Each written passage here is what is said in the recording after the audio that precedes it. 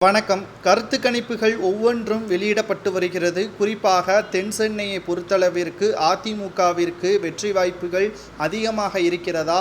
நியூஸ்18 வெளியிட்டுள்ள கருத்து கணிப்பில் நிச்சயமாக தேர்தல் ஆணைய முடிவுகளும் நியூஸ்18 கருத்து கணிப்புகளும் ஓரளவிற்கு அதிகமான வாய்ப்புகளை தேடித்தருவது பாஜகவிற்குத்தான் என்பதற்கேற்ப செய்திகளை நம்மால் பார்க்க முடிகிறது. அதிமுகவினர்கள் தீவிர பிரச்சாரம் செய்திருந்தால் நிச்சயமாக இந்த தொகுதியில் வெற்றி வாய்ப்பை தேடி தந்திருக்கலாம். ஆனால் எடப்பாடி பழனிசாமி அவர்கள் சுயநலத்திற்காக முன்னாள் அமைச்சரது மகன், அதாவது ஜெயக்குமார் அவர்களது மகன் ஜெயபிரதன் அவர்களது வெற்றியை இவர் ஏற்றுக்கொள்ளவில்லை. எந்த ஒரு இடத்திற்கு பிரச்சாரத்திற்கு சென்றாலும் ஜெயபிரதன் அவர்களது தொகுதியை பொறுத்தளவிற்கு அங்கு மிகப்பெரிய ஒரு வாய்ப்பு தான் ஜெயபிரதன் அவர்கள், அதாவது திராவிட முன்னேற்ற கழகத்தை பொறுத்தளவிற்கு தமிழச்சி தங்கப்பாண்டியன், பாஜகவை பொறுத்தளவிற்கு தமிழிசை சவுந்தரராஜன் அவர்கள். ஆனால் அதிமுக கிட்டத்தட்ட மிகப்பெரிய ஒரு வெற்றி வாய்ப்பை தேடித்தரக்கூடிய தொகுதிதான். காரணம், திமுகவை பொறுத்தளவிற்கு திமுகவின் கோட்டையாகத்தான் இருந்திருக்கிறது. ஆனால் வெள்ளத்தால் அப்பகுதி மக்கள் இனி திமுகவினர்கள் வெற்றியடையக்கூடாது என்று ஏற்பாடுகளையும் வாக்குகளையும் செலுத்துவதற்கு முன்பாகவே கூறிவிட்டார்கள். தற்பொழுது பிரச்சாரம் தென் சென்னையில் அதிக அளவு திமுகவினருக்கு எதிராக எடப்பாடி பழனிசாமி அவர்கள் செய்திருந்தால் நிச்சயமாக தென் சென்னையை பொறுத்தளவிற்கு பாஜக தோற்கடிக்கப்பட்டும் திமுக தோற்கடிக்கப்பட்டும் அதிமுக அமோக வெற்றியடைந்திருக்கும். ஆனால் இந்த முறை பிரச்சாரத்திற்கு எடப்பாடி பழனிசாமி அவர்கள் செல்லாத காரணத்தினாலும் ஜெயபிரதன் அவர்களது வெற்றி வாய்ப்பு தற்பொழுது நழுவிவிட்டது. பாஜக அதை தக்க வைத்து கொண்டது என்றே நாம் கூறலாம். தெலுங்கானா மற்றும் புதுச்சேரி தொகுதியில் ஆளுநராக இருந்த தமிழிசை சவுந்தரராஜன் அவர்கள் இந்த தேர்தலுக்காக தன்னுடைய ராஜினாமா செய்துவிட்டு தற்பொழுது தேர்தலில் களம் இறங்கி வெற்றி வாய்ப்பை பெற்றுக்கொண்டார் என்றே நாம் கூறலாம். நியூஸ்18 கொடுத்துள்ள தகவலின்படி நிச்சயமாக பாஜக தென் சென்னையை கைப்பற்றும் என்ற தகவலும், பாஜக ஒட்டுமொத்தமாக 4 முதல் 5 தொகுதிகள் வரை இந்த மக்களவைத் தேர்தலில் கைப்பற்றும் என்ற தகவல்களையும் உறுதிப்படுத்தியிருக்கிறது. இது எடப்பாடி பழனிசாமி அவர்களுக்கு மிகப்பெரிய ஒரு அதிர்ச்சியான தகவலாக இருக்கலாம். ஆனால் இதற்கு ஒற்றுமை இல்லாத காரணம்தான் இந்த தோல்விக்கு வழிவகுத்து விட்டது என்று நியூஸ்18 தற்பொழுது புதிய கருத்து கணிப்புகளை வெளியிட்டிருக்கிறது. மேலும் எடப்பாடி பழனிசாமி அவர்கள் செய்த மிக மோசமான செயல் என்னவென்றால், நடந்து முடிந்த மக்களவை தேர்தலை பொறுத்தளவிற்கு புதிய வேட்பாளர்களை அறிமுகப்படுத்தியது மட்டுமல்ல, அவர்கள் தகுதியானவர்களா, அந்தந்த தொகுதியில் செல்வாக்கு பெற்றவர்களா, பணத்தால் அல்ல மனதால் உள்ளத்தால் செல்வாக்கு பெற்றவர்களா என்று எதையும் கலந்து ஆலோசனை செய்யாமல் எடப்பாடி பழனிசாமி அவர்கள் செய்த மிகப்பெரிய ஒரு தவறின் காரணமாகத்தான் பல்வேறு இடங்களில் தோல்வியே தற்பொழுது ஏற்படுத்தி இருக்கிறது. நியூஸ்18 கடந்த 2019ஆம் ஆண்டு நடைபெற்ற மக்களவை தேர்தலின் முடிவுகளில் திமுக பல்வேறு இடங்களில் வெற்றியடையும், அதிமுக 2 இடங்களை மட்டும்தான் கைப்பற்றும் என்று கருத்து கணிப்புகள் வெளியானது. ஆனால் அதைவிட ஒரு தொகுதி கம்மியாக தேனி தொகுதியை மட்டும்தான் கைப்பற்றி இருந்தது. ஆனால் இந்த முறை அந்த ஒரு தொகுதியை கூட கைப்பற்ற முடியாத அவல நிலை ஏற்படும். ஒட்டுமொத்தமாக 39 தொகுதிகளில் 0வாகத்தான் அதிமுக இருக்கும் என்ற தகவல் தற்பொழுது நியூஸ்18 வெளியிட்டிருக்கிறது. இதனால் அதிமுகவினர்கள் அதிர்ச்சியடைந்திருக்கிறார்கள். எடப்பாடி பழனிசாமி அவர்களது அனைத்து திட்டங்களும் தோல்வி அடைந்து விட்டது. மீண்டும் 2026 சட்டமன்ற தேர்தலில் திராவிட முன்னேற்ற கழகம் தன்னுடைய ஆட்சியை கைப்பற்றும், 2வது முறையாக ஆட்சியை தக்க வைத்துக் கொள்ளும் என்ற தகவல்களை நம்மால் பார்க்க முடிகிறது. அதை உறுதிப்படுத்த முடிகிறது. இன்றைக்கு எடப்பாடி பழனிசாமி தலைமை இல்லாத அதிமுக இருக்கிறதோ அன்றுதான் மாற்றம் நிகழும் என்ற தகவல்களை நம்மால் பார்க்க முடிகிறது.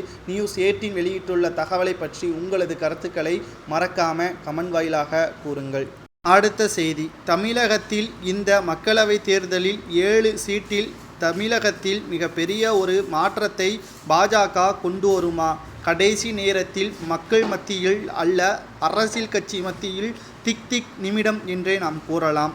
அதாவது 7 தொகுதிகளில் திமுக, அதிமுக மற்றும் பாஜக இடையே கடும் போட்டி நிலவுவதாக தேர்தலுக்கு பிந்தைய கருத்து கணிப்புகளை தந்தி டிவி வெளியிட்டுள்ளது. தமிழகம் மற்றும் புதுச்சேரியில் உள்ள 40 லோக்சபா தொகுதிகளில் ஒரே கட்டமாக கடந்த ஏப்ரல் 19ஆம் தேதி நடந்தது. இந்த தேர்தலில் பதிவான ஓட்டுக்கள் ஜூன் 4இல் எண்ணப்பட்டு முடிவுகள் அன்று மாலையே அறிவிக்கப்படும் என்ற தகவலை நாம் ஏற்கனவே பார்த்திருப்போம். அதன்படி இன்றோடு நாடு முழுவதும் உள்ள லோக்சபா தொகுதிகளுக்கு ஓட்டுப்பதிவு முடிந்துவிட்ட நிலையில் தமிழகத்தில் 7 தொகுதிகளில் வேட்பாளர்கள் இடையே கடும் போட்டி நிலவுவதாக தகவல்களை நம்மால் பார்க்க முடிகிறது. இந்த தொகுதிகளின் ரிசல்ட் கடைசி நேரத்தில் எப்படி வேண்டுமானாலும் மாறலாம் எனவும் தெரிவிக்கப்பட்டுள்ளது. இந்த 7 தொகுதிகளில் 5 இடங்களில் பாஜக மற்றும் அதன் கூட்டணி கட்சி வேட்பாளர்களும் 2 தொகுதிகளிலும் அதிமுக வேட்பாளருக்கு ரிசல்ட் சாதகமாக வரலாம் என தகவல்களும் கூறப்படுகிறது.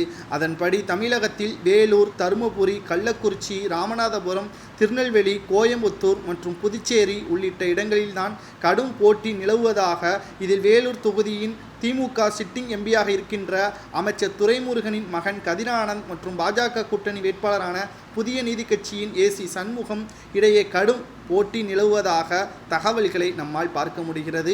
தருமபுரி தொகுதியில் திமுக வேட்பாளர் மணி மற்றும் பாஜக கூட்டணி வேட்பாளரான பாமக தலைவர் அன்புமணி ராமதாஸின் மனைவி சௌமியா அன்புமணி இடையே கடும் போட்டி நிலவுவதாக செய்திகளையும் நம்மால் பார்க்க முடிகிறது. அது மட்டுமல்ல, ராமநாதபுரம் தொகுதியை பொறுத்தளவிற்கு திமுக கூட்டணி வேட்பாளரான இந்தியா யூனியன் முஸ்லீம் லீக் சிட்டிங் எம்பி நவாஸ் கனி மற்றும் பாஜக கூட்டணியின் சுயேட்சை வேட்பாளரான முன்னாள் முதல்வர் ஓ பன்னீர்செல்வம் இடையே கடும் போட்டி நிலவுவதாகவும், அதேபோல் திருநெல்வேலி தொகுதியில் பாஜக வேட்பாளர் நயினார் நாகேந்திரன் மற்றும் திமுக கூட்டணி வேட்பாளரான காங்கிரசின் ராபர்ட் புரூஸ் இடையே கடும் போட்டி நிலவுவதாகவும் தகவல்கள் வெளியாகியிருக்கிறது. அது மட்டுமல்லாமல் கடைசியாக கள்ளக்குறிச்சி தொகுதியை பொறுத்தமட்டில் திமுகவின் மலையரசன் மற்றும் அதிமுகவின் குமரகுரு இடையே கடும் போட்டி நிலவுவதாகவும், கோவையை பொறுத்தமட்டில் திமுகவின் கணபதி ராஜ்குமார், அதிமுகவின் சிவகங்கை ராமச்சந்திரன் மற்றும் பாஜக மாநில தலைவர் அண்ணாமலை என 3 பேரின் இடையே கடும் போட்டி நிலவுவதாக தகவல்கள் தற்பொழுது வெளியாகியிருக்கிறது. இந்த முக்கியமான தேர்தலுக்கு பிந்தைய கருத்து கணிப்பில் சில மாற்றங்கள் நிகழலாம். ஆனால் துல்லியமாக கருத்து கணிப்புகளை ஏற்றுக்கொள்ள முடியாது. ஆனால் நிச்சயமாக தமிழகத்தில் பாஜகவின் வளர்ச்சி அமோக வளர்ச்சியாக பார்க்கப்படுகிறது. அதிமுக பின்னடைவை சந்திக்க உள்ளது.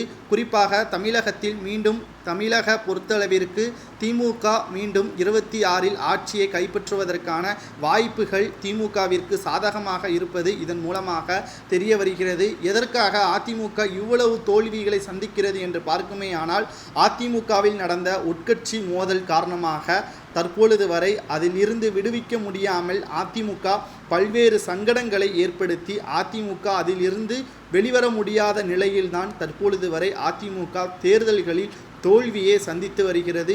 புரட்சித் தலைவர் ஜெயலலிதா அவர்கள் கூறினார்கள், 100 ஆண்டுகள் ஆனாலும் அதிமுகவை யாராலும் தோற்கடிக்க முடியாது என்று. ஆனால் அவரது மறைவிற்கு பிறகு 5 ஆண்டுகள் கூட முடிவடையவில்லை. அதற்குள்ளாக பல தோல்விகளை அதிமுக சந்தித்து வருவதை பற்றி உங்களது கருத்துக்களை கமெண்ட் வாயிலாக கூறுங்கள். நன்றி, வணக்கம்.